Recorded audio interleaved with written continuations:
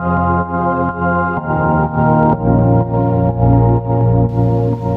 to Through the Big Book with Dr. Ben. My name is Ben and I'm an alcoholic. In this episode, we'll be in Doctor's Opinion. This is the 6th part with my friend Jim B. We are at the top of page XXX, and which is 30, Roman numeral for 30. So it says, there are many situations which arise out of the phenomenon of craving, which cause men to make the supreme sacrifice rather than continue to fight. And to me, that means like suicidal drinking. Correct. You know, like I've just totally given up. I'm going to drink myself to death. This is the only way to go. Right. And also remember in these next 4 paragraphs now, Dr. Silkworth, who wrote this, was a psychiatrist. Okay. And here in these next 4 paragraphs, he's going to give you basically 4 or 5 general personality types. Okay. It says the classification of alcoholics seems most difficult as much detail is outside the scope of this book. There are, of course, the psychopaths who are emotionally unstable. We're familiar with this type. They're always going on the wagon for keeps. They're over remorseful and make many resolutions but never a decision. That's type 1. There's the type of man who is unwilling to admit he cannot take a drink. He plans various ways of drinking. He changes his brand or his environment. There's the type of who always believes that after being entirely free from alcohol for a period of time, he can take a drink without danger. There's a manic depressive type who is perhaps least understood by his friends and about whom a whole chapter could be written. Types entirely normal in every respect, except in the fact alcohol has a bonus. Able, intelligent, friendly people. Those are quite common. Exactly. I mean, I go to a meeting at noon sometimes, and there you'll see your oncologist, your gynecologist, your anesthesiologist, your politician, your judge, your high school principal. Normal functioning. Normal people. Yep. In all walks of life, except in the fact alcohol has a bonus. Yep. Able, intelligent, friendly people. Now look at this next paragraph. All of these and many others, we have one symptom in common. We cannot start drinking without developing the phenomenon of craving. And that's the common denominator to me. It doesn't matter how different each of us are, or if we're normal or manic depressive or all that stuff. That's right. It really doesn't matter. It doesn't matter how special you are, how special I am. It does not matter, because at the end, this is what brings us all together. Exactly. It says here, this phenomenon, as we have suggested, may be the manifestation of an allergy, which differentiates these people and sets them apart as a distinct entity. Now again, another very, very vital, important sentence. Mm-hmm. It has never been by any treatment with which we are familiar permanently eradicated. The only relief we have to suggest is entire abstinence. They're not softening it up there. Don't want the allergy? Don't pick up the first drink. Yep, that's it. We can just close the book right there then, Jim. If that's the case, then why is there Alcoholics Anonymous? Why is there detoxes? Why is there treatment centers? Well, and I hear that, to be honest, in a lot of meetings I hear, just don't drink. Just don't drink. No matter what. Just don't pick up the first drink. Don't drink. Well, okay. Exactly. And so what I've learned here so far in the doctor's opinion is I have a body that can't tolerate or process alcohol normally. Exactly. But then, as we're going to find out soon, I got a mind that can't tolerate sobriety. It says drink irregardless of the consequences. Yeah. That's right. So, and that's why it's so important to realize this. The only relief we have to suggest is entire abstinence.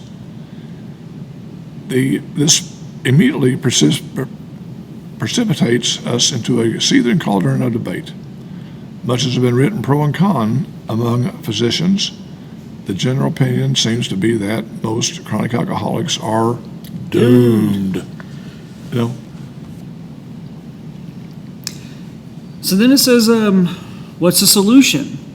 And, I remember whenever I first read that, I thought, well, maybe it's going to be, it's going to just lay it right out for me. But, it just for a little sneak peek, or to quickly answer that question, it's in the middle of this paragraph. It says he accepted the plan outlined in this book. Exactly. And it will make sense in context here in the middle of this book, or in this paragraph, forgive me. It says, perhaps I can answer this by relating one of my experiences. About 1 year prior to this experience, a man, I believe, named Hank Parker, Hank Parkhurst, yeah. was brought in to be treated for chronic alcoholism. He had but partially recovered from a gastric hemorrhage, which is just a bleeding stomach, and seemed to be a case of pathological mental deterioration. He'd lost everything worthwhile in life and was living, one might say, only to drink. He frankly admitted and believed that for him there was no hope, or hopeless, there's that golden Wonka ticket again. Following the elimination of alcohol, there was found to be no permanent brain injury. And here it is. It says he accepted the plan outlined in this book. Exactly, the solution. So 1 year later, he called to see me, and I experienced a very strange sensation. He says, I knew the man by name and partly recognized his features, but there all resemblance ended. From a trembling, despairing, nervous wreck had emerged a man brimming over with self-reliance and contentment. I talked with him for some time, but I was not able to bring myself to feel I'd known him before. To me, he was a stranger, and so he left me. A long time has passed with no return from alcohol. When I need a mental uplift, I think of another case brought in by a physician prominent in New York. The patient had made his own diagnosis, and deciding his situation hopeless, had hidden in a deserted barn, determined to die. Now, as strange as that may sound, that is not an outlandish conclusion for this disease without treatment. Exactly. It says he was rescued by a searching party and in desperate condition brought to me. Following his physical rehabilitation, he had a talk with me in which he frankly stated that he thought the treatment was a waste of effort unless I could assure him, which no one ever had, that in the future he'd have the willpower to resist the impulse to drink.